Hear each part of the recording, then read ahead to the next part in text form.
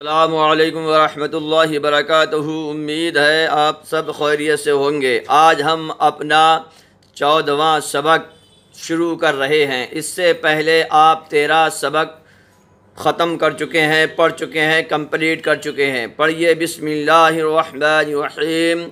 अल्लाहुम्मा अफ्तह अलैना हिकमतक वंशुर अलैना रहमतक या ज़ल जलाली वल इकराम। आय अल्लाह, हम पर इल्म और हिकमत के दरवाज़े खोल दे और हम पर अपनी रहमत नाजिल फरमा, ए अज़मत और बुज़ुर्गी वाले। इससे पहले आप हुरूफ़ मद्दा के ताल्लुक़ से पढ़ चुके हैं। हुरूफ़ मद्दा कितने होते हैं? वो 3 होते हैं। अलिफ मद्दा, वाव मद्दा और या मद्दा। ये खींच के पढ़े जाते हैं, थोड़ा 2 हरकत के बराबर ये पढ़े जाएंगे। आपने हुरूफ़ मद्दा 13वें सबक में पढ़े थे। आज हम आपको 14वां सबक पढ़ाने जा रहे हैं। 14वें सबक में आपको ये खड़ा ज़बर जो होता है, खड़ा ज़ेर होता है, उल्टा पेश होता है, ये पढ़ाया जाएगा। आप देख रहे हैं ये ता है, ता के ऊपर खड़ा ज़बर है जी। खड़ा ज़बर तो ये भी अलिफ मद्दा का काम करता है। अलिफ मद्दा का काम करता है। जितना अलिफ मद्दा खींच के पढ़ा जाता है, ये भी खींच के पढ़ा जाएगा। समझे? ता खड़ा ज़बर ता। और ये या मद्दा काम करता है। खड़ा ज़ेर जो है वो आपका या मद्दा काम करता है। ता खड़ा ज़ेर ती, ता खड़ा ज़ेर ती। और ये उल्टा पेश, ये उल्टा पेश, ये आपका वाव मद्दा काम करता है। ता उल्टा पेश तू, ता उल्टा पेश तू, ऐसे पढ़ेंगे आप। हिंदी में आप समझ लीजिए, ये ता और ता का आकर न लगा के पढ़ेंगे आप। ता पे बड़ी की मात्रा, ती, ता पे बड़ा ऊ की मात्रा, तू। समझ गए आप? नहीं समझ गए तो आप ऐसे पढ़ेंगे। ता खड़ा ज़बर ता खड़ा ज़ेर ती, ता उल्टा पेश तू। ये आपका क़्वा आ गया। क़्वा ये मुंह भर के पढ़ा जाएगा। हुरूफ़ मुस्तालिया है, इसलिए इन्होंने इसको नीले कलर में लिख दिया है। ता खड़ा क़्वा खड़ा ज़बर क़्वा खड़ा ज़ेर क़ुई, क़्वा उल्टा पेश क़ू। ज़ा खड़ा ज़बर ज़ा खड़ा ज़ेर ज़ी, ज़ा उल्टा पेश ज़ू। ज़ाल खड़ा ज़बर ज़ाल खड़ा ज़ेर ज़ी, ज़ाल उल्टा पेश ज़ू। ज़्वा खड़ा ज़बर ज़्वा खड़ा ज़ेर ज़ुई, ज़्वा उल्टा पेश ज़ू। सा खड़ा ज़बर सा खड़ा ज़ेर सी, सा उल्टा पे सू। ये ज़ा और सा कहाँ से निकलेंगे? ज़बान के नोक, ऊपर की दांतों की नोक से मिलकर, यानी दोनों दांतों के बीच में ज़बान आ जाएगी। दोनों ऊपर नीचे के दांत जो हैं, ये देखिए, ये ऊपर के दांत हैं और ये नीचे के दांत हैं। तो इस तरह से आपकी ज़बान लगेगी ऐसे यहाँ पर। ज़ा ये दांत नीचे रहेंगे और ये दांत आपके ऊपर रहेंगे। इस तरह से आपकी ज़बान इससे टच होगी। ज़ा सा ज़्वा। तो इस तरह से आपकी ज़बान ये यहाँ पर टकराएगी। सीन खड़ा ज़बर सा, सीन खड़ा ज़ेर सी, सीन उल्टा पे सू। स्वाद ये हुरूफ़ मुस्तालिया मुंह भर के पढ़ा जाएगा, एकदम फुली माउथ साउंड निकलेगी। स्वाद खड़ा ज़बर स्वाद खड़ा ज़बर सुई, स्वाद उल्टा पे सू। दाल खड़ा ज़बर दाल खड़ा ज़ेर दी, दाल उल्टा पे दू। द्वाद खड़ा ज़बर द्वाद खड़ा ज़ेर दी, द्वाद उल्टा पे दो। काफ खड़ा ज़बर काफ खड़ा ज़ेर की, काफ उल्टा पे कू। क़ाफ ये निकलम अंदर से निकलेगा। जड़ ज़बान, आपकी ज़बान की जो जड़ है बिल्कुल नरम तालू से लगेगी, सॉफ्ट प्लेट से लगेगी। क़ाफ खड़ा ज़ेर क़ी, क़ाफ उल्टा पे क़ू।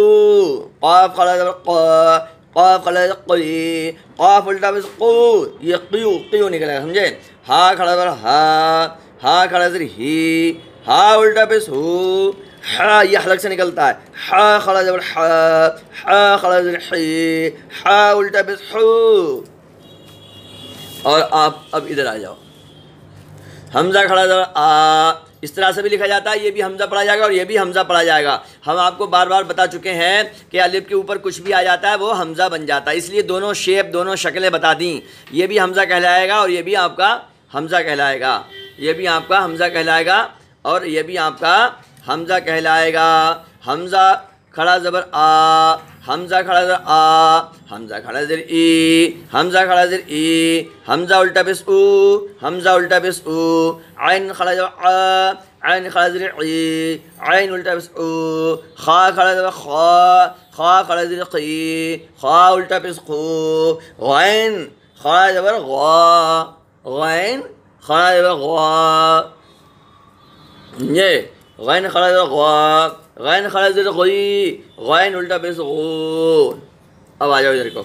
बा खड़ा ज़र बा, बा खड़ा ज़र बी, बा उल्टा पेश बू, मीम खड़ा ज़र मा, मीम खड़ा ज़र मी, मीम उल्टा पेश मू, वाव खड़ा ज़र वा, वाव खड़ा ज़र वी, वाव उल्टा पेश ऊ, फा खड़ा ज़र फा, फ़ा का तो आपको पता ही होगा, ऊपर के दांत नीचे के होंठ से लग के फ़ा मिलता है। और ये वाव जो है दोनों होंठ गोल, वाव वाव वाव।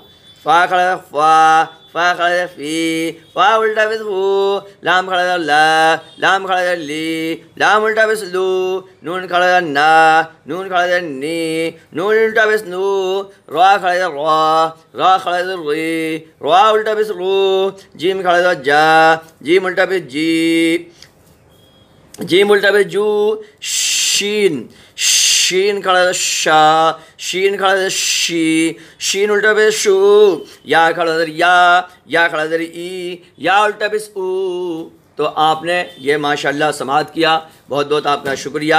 अब हम आपको हरूफ का जो मखरज होता है उसके बारे में आपको बताएंगे। आपने ये हरूफ तो अच्छी तरह से याद कर लिए होंगे, ये पूरा नक्शा आपने याद कर लिया होगा।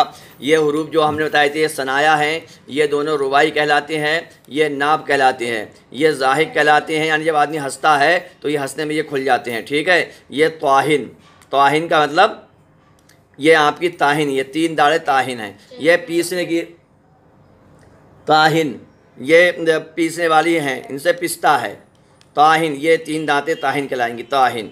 और ये लास्ट वाली ये नाजिज़ हैं। आपने इसको अच्छी तरह से समझा।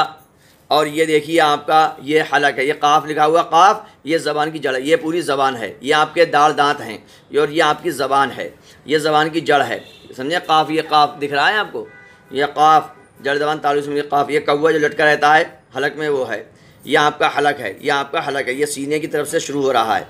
तो ये आपका शुरू हलक से हमज़ा हा, और बीच ये बीच हलक है, ये आपका बीच हलक से आइन हा, और ये बिल्कुल आखिर का हलक है, इससे गैन खा अदा होते हैं। ये अच्छी तरह से आप याद हो गया होगा।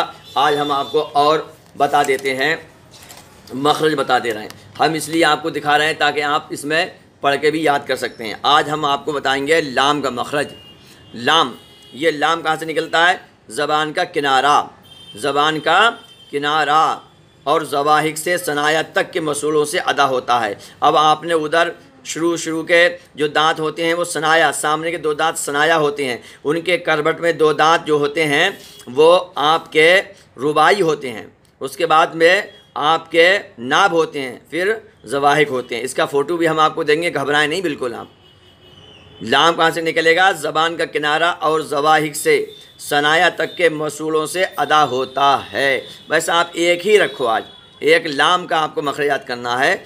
ज़बान का किनारा और ज़वाहिक से सनाया तक के मसूलों से अदा होता है। इसका फ़ोटो भी आपको दे देंगे, तो इंशाअल्लाह आपको बहुत सहूलत रहेगी। और हम आपको गुजारिश कर रहे हैं कि आप मेहनत से पढ़ रहे हैं, मेहनत से पढ़ते रहें। हमारे वीडियो को ज़्यादा से ज़्यादा आगे शेयर करें कि हमारी वीडियो सुनकर किसी ने कुरान शरीफ सही कर लिया और आपके समझाने से, तो इंशाअल्लाह आपके नामाए अमाल में ढेर लग जाएंगे, आपकी बैंक भर जाएगी, सवाब से आपकी बैंक भर जाएगी। और हमें आखिरत में सवाब ही का काम है, ना हमारे साथ माल जाता है, ना सोना चांदी, ना पैसा, ना कुछ भी नहीं जाता है। आपको सबको पता ही है, बादशाह मरता है तो उसके भी कफन में जेब नहीं होती है। लिहाजा हमें आखिरत की कमाई इकट्ठा करनी है, आखिरत का बैंक बैलेंस जमा करना है, वो नेक कामों से ही होगा। तो ज़्यादा से ज़्यादा आप अच्छी आप चाहते हैं कि लोग कुरान शरीफ सीखें, तो आप इस वीडियो को ज़्यादा से ज़्यादा शेयर करें, हमारे चैनल को सब्सक्राइब कर दें, घंटी का बटन दबा दें। बहुत बहुत शुक्रिया। अस्सलामु अलैकुम रहमतुल्लाहि व बरकातहू।